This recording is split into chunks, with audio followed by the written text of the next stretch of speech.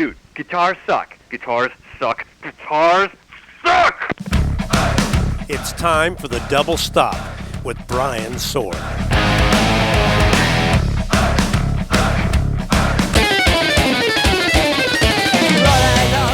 Welcome to the Double Stop. I'm Brian Sword. On this week's show, I have an interview with Thal, also known as Bumblefoot. Now, Bumblefoot is an interesting dude, and unlike any other interview I've ever done. A day or two before the scheduled interview, I noticed he liked the Double Stop on Facebook. Okay, I thought, it's good that he checks out shows before he talks to them. I usually have to explain to people what the show is all about. And then when I called, I told him I'd work within the 20-minute time slot I've been given, and he knew all about the show. And he immediately offered more time at the end of the day so we could do a proper episode. But further to that, he did research on me, which was pretty funny. As you'll hear, there are points when he started asking me questions.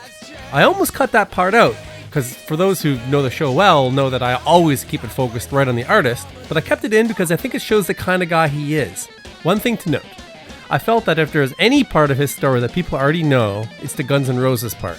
This interview is very focused on his early life and his solo career. There is a question or two about GNR, but for the most part, it's about his solo career. This week is the story of Bumblefoot, a guitar player who clearly gets a lay of the land before he steps into anything.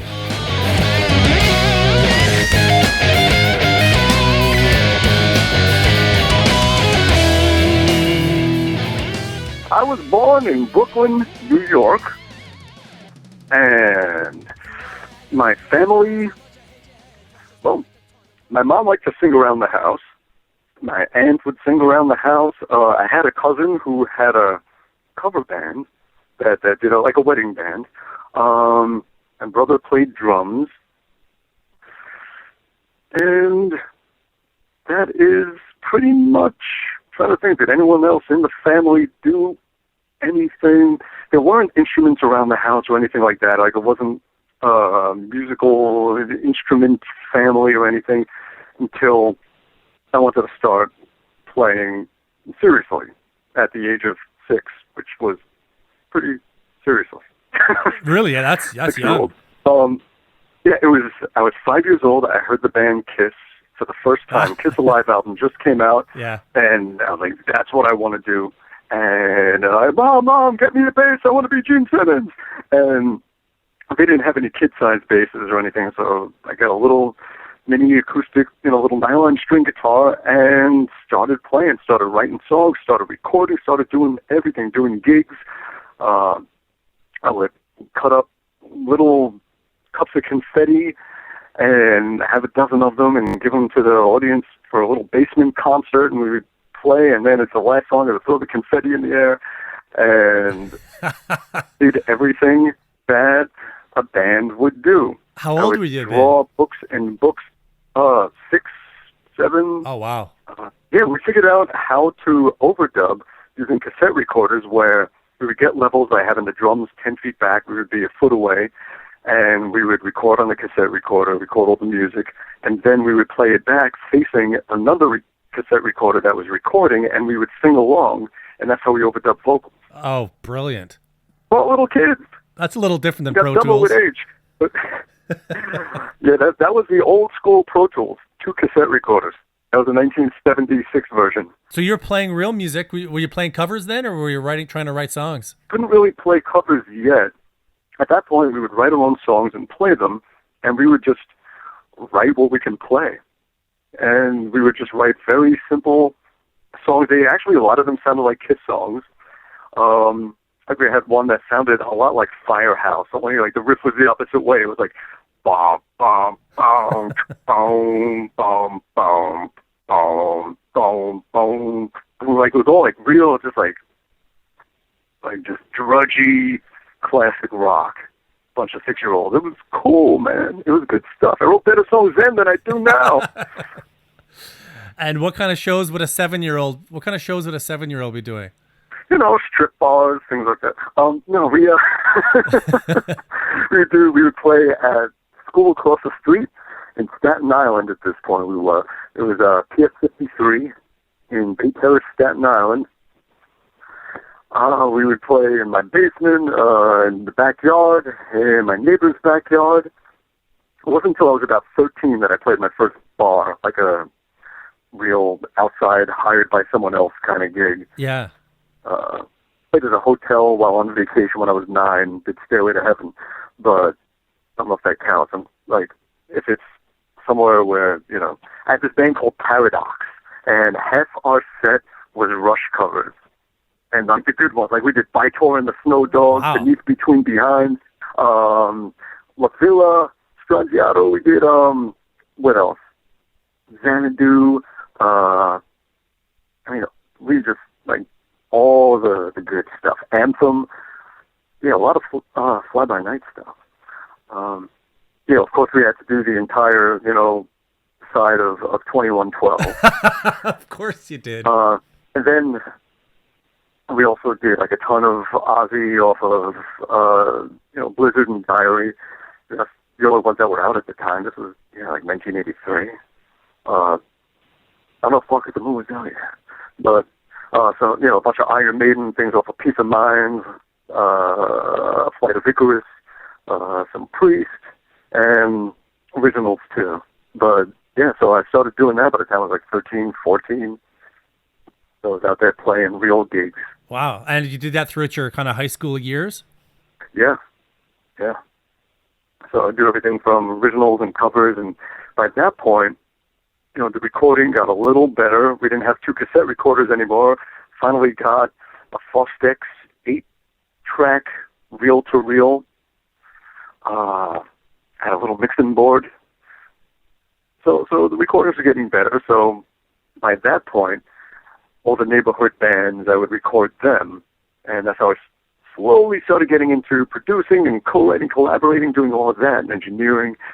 And everything that I was doing, you know, by then I was studying music for a good 8 years, so I was really good with jazz theory and things like that. So I also started teaching it. And that's the whole mindset of being a musician, is that you're constantly sharing whatever you get. It's very communal, where it all begins where you're so inspired by someone else's music that you feel the need to pay that forward and make your own music and give the same feeling that you received from someone else. And then you start working with people. Everything that you develop for yourself, you know, there's a whole community of friends and people that are doing the same thing, and you're all working together. And so I would be teaching neighborhood kids. I would be recording people's bands, doing all of that stuff. And that was my teen years. And when you finished your high school time, did you go to MIT, or what was your route then at that point in terms of furthering your studies of the instrument? I just studied on my own. It's kind of a weird way. When I dropped out of school, I was smart enough to stay. I just didn't have the discipline. I was bored and riddled with anxiety, and I needed to just get the fuck out. And I did.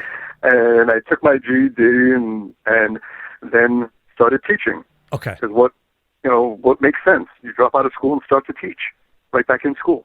So I was started teaching music from a music store to, by the time I was in my early 20s, there was a local private school that didn't have a music program, and I set up an entire music department for the school. Everything from running a choir to a jazz band to music for kids to just overall music education, which included, you know, simple music theory, you know, stomp, stomp, clap, stomp, stomp, right. clap, quarter, quarter, half note, and music history and just knowing the background of how music develops. And so I went from a high school dropout to a high school teacher, and from there started teaching at SUNY Purchase College, teaching music production. So I became, in a short time, I went from high school dropout to adjunct professor. Well done. And because I love teaching, I just I just couldn't function in the school environment of just a regular public school because my mind was just too frazzled. Right. And I just had too much anxiety. I could not stay in the chair. I was freaking out. I needed to get out and join the workforce. So actually when I was 12, I started painting dungaree jackets, painting Iron Maiden albums on the back of dungaree jackets to save up money for gear. And that's how I'd buy guitars and stomp boxes and whatever I needed. And so I was working since the age of 12 and trying to pay my own way as much as I could. And just kept that going. And with everything I'm doing now, just started then and just kept it going, just stayed, what's the word, dedicated to it. Your first CD on Shrapnel, it was interesting. Like, I've had a bunch of the Shrapnel guys on the show. I love all that stuff. But it was interesting because your stuff came in 95. And that was just after the shred wave kind of ended. And it was kind of 10 years earlier, you would have been on the cover of a Guitar World magazine if you had a record on Shrapnel. But, at 95 is a little bit of a different scene. How did you get on Shrapnel? And what was the response like when that record came out? In 1989, I was always doing the band thing where my vision was like Kiss and the Beatles, the bands that I loved that got me loving music, where there's four guys that you know the band on a first name basis. John, Paul, George, Ringo, Peter, H, Gene, Paul. And that's the kind of thing I wanted, a vocal band. But on the side, just for fun, I would make wacky little instrumental guitar songs and stuff. And just for the heck of it, I sent a couple of songs, a demo for a Spotlight column in Guitar Player magazine. And in '89, Mike Varney, the head of Shrapnel Records, he was writing that column. And he got it, and he said that he called it the most impressive demo he's received. Well, that's high praise from him. Yeah, damn. Like, really? Wow, thanks. We stayed in touch, and then 5 years later, as I was still doing my band thing and going out and playing clubs in Brooklyn and Staten Island and Jersey and Manhattan, he said, all right, let's do it. Let's finally do this. And we put out that album and another album called Hermit. So the first album was called The Adventures of Bumblefoot, where every song is named after a different animal disease. And that's what Bumblefoot is, an animal disease, ulcerative protodermatitis. And it actually, from what I remember, is people took it as a definite redirection of, I guess if you want to call it shred or just guitar-oriented music, where up to that point, things were pretty neoclassical or blues. And this was adding, like, jazz mentality to metal to, it was really very experimental and more Zappa-ish. And there wasn't a lot of that in that guitar scene at that time. I mean, there was just a small handful of guys that were all raised on that 1990 cusp of experimenting and mixing styles, where before that everything was pretty strict. And in the early 90s, people were getting more experimental. You had, there was me, Matthias Eklund, Buckethead, Guthrie Govan, all these guys that kind of underground and just doing this real wacky stuff. So that album came out, and I remember Young Guitar magazine, I think I was in the top 5 or top 3 newcomers for 1996. So, I mean, it was pretty well received. I just needed to get out and play. And were you able to tour it? Yeah, because it was licensed to Roadrunner, my albums, in Europe and Japan, and they brought me out to do workshops and then tours and things, and so France became like the touring hub for me, where I would do all my touring, and it was great. And that's how I met the guys in Vigier Guitars, and started doing the fretless guitars and everything. You know, I just interviewed was it DJ at VGA at NAMM this year. Oh, nice. And for the record, he does Oh, an awesome impression of you, for the record. Oh, God. But he was talking about how you came to them regarding the fretless. I think they had tried it earlier, and I think they'd given it up, and then you came along. And can you tell me about what it is about the fretless guitar that you like so much? Because, my God, that sounds impossible to play. But what is it so appealing to you outside of the fact that it's so unique? Well, that's definitely the first thing that I'm always drawn to, is when something is different. It's like, oh, this is interesting. All right, let me try this. I love the fact that you can really play with the dissonance if you want to play unison and have one a little bit up and just get the growl of the clashing waves. It's like playing a cello where everything is along the string as opposed to up and down on the string, to the string. You're putting your finger where the fret would be, so your intonation on your hands has to be exact. Where on a fretted guitar, you just get behind and press the string against the fret, and the fret does it for you. You don't bend to any note. You don't need to. You just slide to the note. So it could replace a vibrato bar. It could replace bending the crap out of a string. You can add a little chirp harmonic on a note as you slide to make that drag with it and get all these crazy overtones. There's a lot of things you can do with it. And you're really working across the length of the string as opposed to up and down. So even the vibrato is the length of the string and not an up and down motion. So it's a bit different. It's more like playing a hybrid of a cello and a guitar. But I would say a little closer to a guitar because you're not bowing. Yeah, and you're trying to do chords. I would imagine, like, when most people think of guitar playing, they think of your fingers, but when I think of a fretless guitar, I would think of your ear. Your ear would have to be pretty perfect. Oh, yeah. It is a combination of all your senses, your touch, what you hear, what you see. The eyes as a guide definitely help, but the ear is very important. You need to have good centered sense of pitch. Because the guitar could be very unforgiving, especially if you have a lot of saturation on there where if two notes are slightly out, you're going to hear that clash. And when you started playing that, how long did it take for you to master it? Well, the first 5 minutes, I thought I may not ever get it down. After about an hour, I would say just after an hour of playing the thing, it all starts really coming together. And then over time, it just gets more and more natural. Yeah, it still blows my mind, but that's brilliant. Now, for the 911 record, you made that a charity record, which is pretty brilliant. Can you tell me the story behind it? Obviously, it's for 9/11, but can you tell me the story behind it? Well, originally the album was going to be called Guitars Suck, named after that song. And then, you know, it happened. Yeah. Such for 11th, and I felt that I wanted to not just put out an album, I wanted to have it serve a greater purpose. So I just called it 911 so everyone knew which one was the album, and I donated every dime that I got from that album to the Red Cross.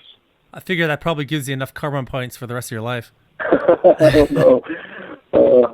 I guess if anything, it's everyone else's karma points because they're the ones that bought it and supported.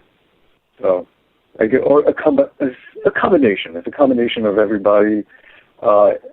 If nobody bought it, I would have nothing to donate. So it's true enough. Everybody else is big. At that point of your career, early 2000s, where was your market? Was it still in France? Like you were still kind of pumping out records. What were things like at that stage? Let me think back. 15 years ago. Wow.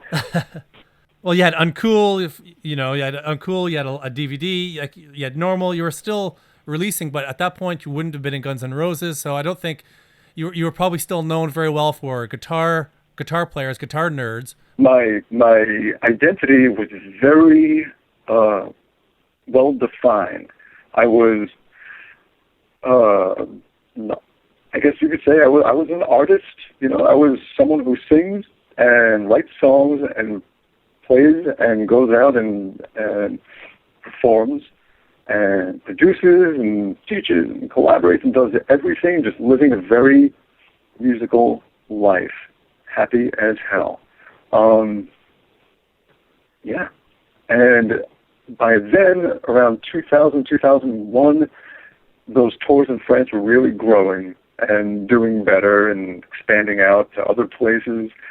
And everything was on its way up and continued on its way up, got better and better with time. And then I took a detour, but I'm back on that original track I was on. Now, the Guns N' Roses gig, I understand Joe Satriani had a hand to play in that, or at least he mentioned your name. Yeah, he recommended me for it. He did. That seems like an interesting experience to circumstance to walk into. I know you played on the record, but what was it like walking into that? That was the first time I was going to be joining anybody else's band. I played with lots of people, but I always was part of my own band, with my own group of people, and I came in as an outsider. It was definitely not something I was used to.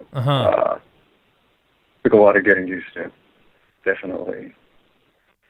But ultimately, it's like just anything else. You walk in with your guitar and you make music together. That's what it was for me. It was all about that. I just tried my best to stay focused on that one simple thing, which should always be the focus. Let's make some music together. That's simple. Okay, guys, this is where we hit the end of our originally scheduled call. Bumblefoot had a whole day of press booked, so we picked up the conversation later in the day. Here's part 2. Now let's talk about filmmaking, because you do producing and filming, right? Yeah, I do. I produce and direct a TV show in Canada, a technology TV show, which is in season 17. But I've also done done music videos. I did a music video for Brighton Rock, which is a Canadian rock band dating back to the 80s, and they were they did a song on the Mitch Lafon CD, the Kiss Charity CD, and I believe you were on that CD. So I did I did a music video for that, and I did a music. Oh wait, you're the one that did that. Okay, I saw that video. Yeah. Yeah, the Creatures of the Night video. Showed me that. Yeah. Yeah, that was so cool, man. And I did a Todd Howarth from Freely's Comet. He was actually on that same CD too. I did a video for him called Coal Beach, where we were in the desert outside of San Diego, and he has like one of those sand buggies, and he was flying around, and that was kind of that's great. Yeah. I just shot on Tuesday. We shot a video. Pretty interesting, and style-wise, it was like some of what we were going for. I'm an old movie buff. I have like the most ridiculous movie collection. So the old George Méliès kind of almost where it's like he was filming as if it was just a play, and it's like his 1902 Trip to the Moon, right, one of the first movies ever made, and that kind of thing. So like we did scenes where people are well, the whole story is like a kind of pharaohish dude and just really unappreciative, and people trying to impress him. He's like, no, and then the gods take him off to the mountaintop and throw him into the sea. So for the scenes of like the sea, did things where it was like a blue silk drape and then a white silk drape and another blue one, and people on either end of them shaking them so that each one was different, and then the person is in between the drapes just faking they're drowning and sinking down. And it goes back to that whole style. Yeah, that's fun. So it'd be pretty interesting. It should come out very interesting, and something that has I'm not sure if it'll be very evident, the tip of the hat toward that whole style. So we shall see. See, I love that stuff. I love when you do it all in camera and you do some trickery to do something cool that's all in camera, as opposed to doing it all in motion graphics, which is still great. I use it all the time, but it's nice to do something where it's all in camera, and that's where all the tricks happen. Very cool, yeah. Now let's move on then to some of your later recording. You did a series of digital releases. which is kind of, the way things are happening right now because, CD sales are declining and whatnot. What were you going for with that set of releases in 2011? Knew that, I needed to get music out, and I knew that I wouldn't be able to spend 9 months in the studio making it happen to do a whole album.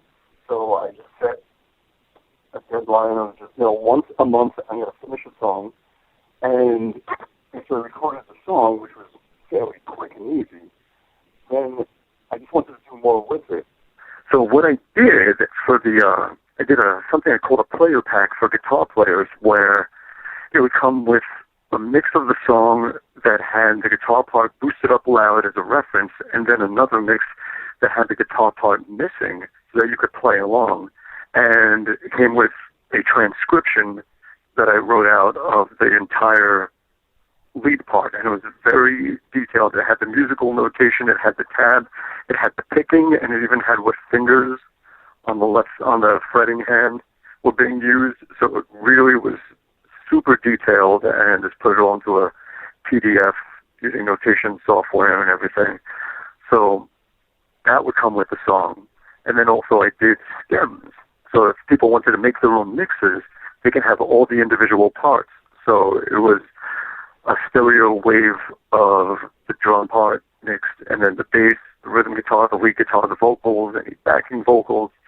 So people can make their own mixes, or if they want to do things like, one person took one of the songs, they kept the drums and bass, did their own guitar in front of their sang.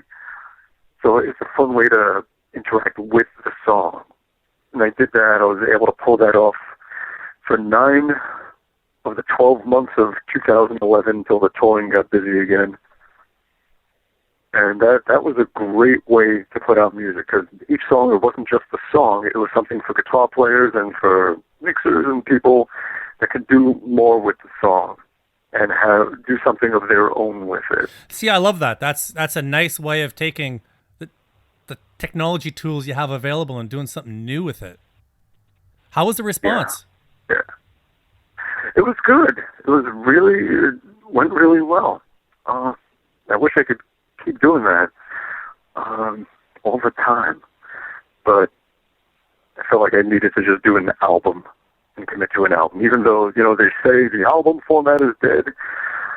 Sometimes I don't know. Sometimes you gotta disagree. I don't agree either. I don't think it'll ever be fully dead. As long as there are artists that are creating, there'll always be albums. I think it's always going to change in how they get distributed, but I don't think it's ever going to fully die. Right, and if you don't want an album, you do have the option of just buying a song off the album, if that's what you want. But it's more like, those songs are all being released at once. It's good to have the options, and we have the options now. You can stream it, you can download it, you can have a physical copy, you can have just one song, you can have all the songs. Actually, it's good to have all those options. Now, you've got a couple new projects coming up. You've got a new solo album, and then you have, I don't know if it's a new band or if it's a new recording project. Let's start with Art of Anarchy. What exactly is that project? Art of Anarchy, that started with some old friends of mine that have been producing all their music projects for the last 18 years, and they started a company and wanted the first thing they put out to be a supergroup type project, like really a band, a supergroup band that will do an album together. And took them into the studio. We did all of their songs that they wrote the music for, and I laid some guitar parts on that and did all the mixing and everything. Then John Moyer, the bass player, came in and just kicked the butt all over it. And then, as we were looking for singers, Scott did a song and then decided to do the whole album. So we all signed on as band members for this thing called Art of Anarchy, not knowing what would happen with it, where it would go, but at least we would do this album together. And we did the album, and that should be out by the middle of the year. And what happens from there remains to be seen. Once the album is out, I don't know if people are going to want to see this thing live. If they do, Scott focuses his solo stuff to Wildabouts and supporting his solo album, Blaster, which is coming out. And me, I have my album, and I'll be supporting that. So if people do want to see something with Art of Anarchy live, at that point we would have to get a new singer, maybe make some new songs with that singer, so this way it's also theirs, and then head out with it and see what happens. But it'll just be something organic. It'll be something that happens step by step, where each step depends on the previous step, which all the steps depend on the rest of the world and what the world wants. I mean, we're not going to go out and tour if people don't really take interest. But it's about the music. It's all about putting out this music that we made together over the course of the last, at this point, 4 years. Scott's involvement a good 2 years. And we'll put it out there, and I hope people like the music. That's simple. Yeah. And for that project, you said that Scott came in to do a song. Was the plan always to have one singer throughout, or were you thinking about having multiple singers? The thought at first was multiple singers. And then Scott ended up doing the whole album. And it just became what it is, some super group thing. And when do you think we'll hear that first taste of the record, that first single? Probably closer to April, May, something like that, I'm guessing.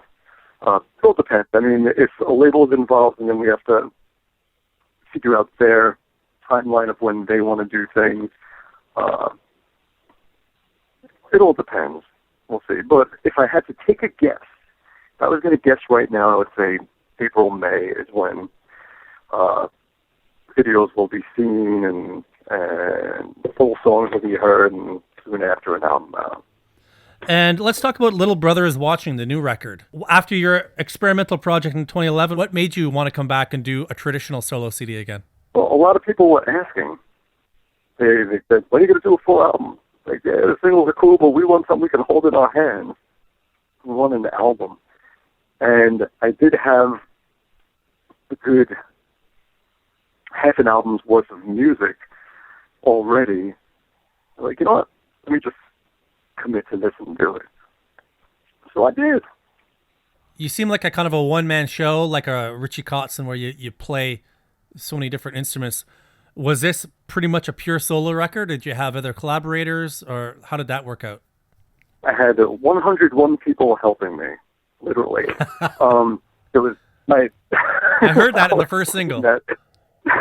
The drummer, who's been my drummer for 12 years, Dennis Lee Flang, he laid drums, and I did the bass, the guitars, cello, keys, vocals, vocal harmonies, everything else. And then I had 100 people join me at a listening party in New York, where I would play a song, and the album wasn't done yet. This was going to be the final step before mixing and doing everything. I would play a song, show them. We talk a little bit about the song, the background of it, any questions about things, a little Q&A about each song.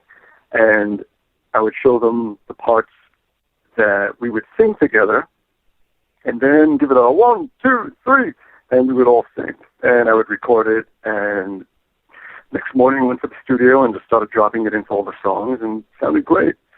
So yes, it was me, Dennis, and 100 people stomping their feet and doing chants, hey, hey, hey, and all that stuff. Yeah, I heard it. It sounds great. It's and I really like the first single. What can you tell me about that song? Great, thank you. I was on the tour bus summer of last year, driving around the U.S., Canada, doing the Guitar Gods tour with Yngwie and Gary Hoey, and writing the rest of the songs for the album, and listening to lots of Iron Maiden and on the tour bus. And, it's an idea that I had for a very long time, because it's just something blatantly obvious that we all live. This is, a statement about today, about how we live right now. Whether good or bad, this is how we live now, and it's sort of something that I think wasn't anticipated in the past. People, I think, assumed that the big power structures would get stronger and their omnipresence would become more all-seeing and pervasive and evasive. But they didn't count on the fact that individuals would have the technology to do the watching and reporting and exposing. And that is everyday normal life for us that it became, which is fine. And it's important, it's good. Of course, nobody wants their privacy violated, individuals, but I think that the powers that be, they need to have transparency, and we need to see what we've employed them to do. And we need to expose the right and the wrong and keep it in check. And at the same time, I think we keep each other and ourselves in check. No matter what you do, it could end up on YouTube for the world to see.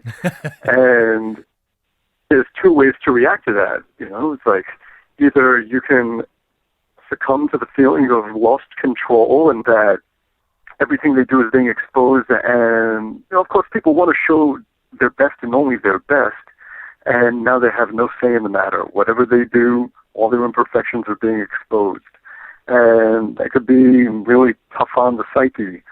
Or you can just accept that and say, you know what, I'm human, I'm not perfect, and this is me in all my imperfect glory and joy, and just have fun with it and not worry about it, and just keep in mind that it doesn't matter, It's like, you live your life, you are who you are, you know who you are, and however people are going to react to the blurb that someone else posts about you is based on what they see through their own eyes, and it more defines them than you, and to just don't worry about it. That's good advice, I think. Do you follow it? Yeah. It takes getting used to it. Of course, someone says something nasty that you're not expecting, and it's like a sucker punch. But then you realize, well, just because they said it doesn't mean it's true. And if anything, they're probably just saying it because that's who they are. It's like anyone who's going to say nasty things hiding behind a keyboard to a stranger can't put that much stock in the value of who they are, And do you think it's a bit more of a challenge for people of our generation who have been through that transition? Now you got the youth of today, the teenagers, who that's all they've known. So it's probably, there's no adjustment period there. It's a shame. Yeah, it's definitely face-to-face builds character, because you're accountable for what you say and do. And you're going to be more thoughtful. You're saying it right to someone's face, and you're going to see their reaction, and you're going to feel their reaction. So it's a good gauge on how to treat others that can be lost in all this communication technology, which is such a funny term, because it's like the more we communicate through the technology, the less we're truly communicating. So for this new record, what is your release plan then? Do you have your own label that it's on, or did you sign with somebody? How is this going to roll out? Oh, I'm putting it out myself. I've been doing that for a good, how many years now? 17, 18 years? Yeah. Pretty much since Shrapnel, right? Putting out my own stuff. Yeah, once I got off Shrapnel, I got to do this myself and make sure that the music is always available to people, and in a way that I want it to be available to people, and give people the options. When I first started my label, I had one computer that I just left on 24/7 in the basement that was connected to Napster, that just had the songs that I wanted to showcase off the album. and would just keep those on there for people to check out as if it was radio. And I always felt that using the technology and not fighting the technology is the way to go, and to just embrace it and figure out the best way to make it good for you and the people you're trying to connect to. Times have changed so much since then that it really is quite easy for people to do it all themselves. All of the tools are there now. Yeah, it's something I had wished for all my life.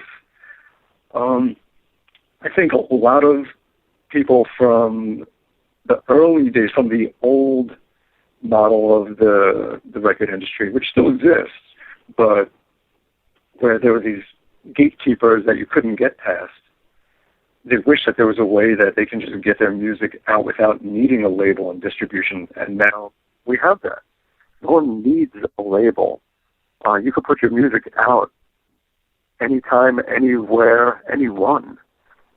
Beautiful. It's wonderful. I mean, it definitely saturates. It definitely saturates the marketplace, I guess you could say.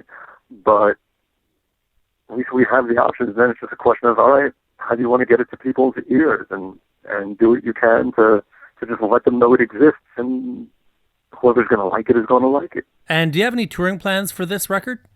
Right now, I'm just doing a bunch of little one-off stuff here and there. I don't have a definite tour for it. I want to wait until the album's been out a bit, and I've done my part in letting people know about it and hearing it, and then see how people react to it, and see what people want. And once I get a good sense of that, I'll know what kind of shows to book and where to book them.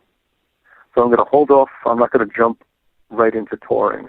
I would rather make more videos and put out more singles, or just get people to know the music more, and then go out and play if that's what people want. And where can people find you online? You can find me at bumblefoot.com and anything Bumblefoot. You go to twitter.com/Bumblefoot, facebook.com/Bumblefoot, youtube.com/Bumblefoot, instagram.com/Bumblefoot, reverbnation.com/Bumblefoot. Anything Bumblefoot you're going to find. Cool. And that was Bumblefoot. I hope you enjoyed it. The song you're hearing now is his new single called Little Brother Is Watching. If you want to buy it, I have iTunes and Amazon links up at my website, thedoublestop.com. The show gets a small percentage if you click through those links, and it costs nothing extra to you. The full album is due February 24th and is available for pre-order. As always, you can follow the show on Facebook and Twitter at The Double Stop. I'll see you next week with an all-new interview with return guest Richie Kotzen.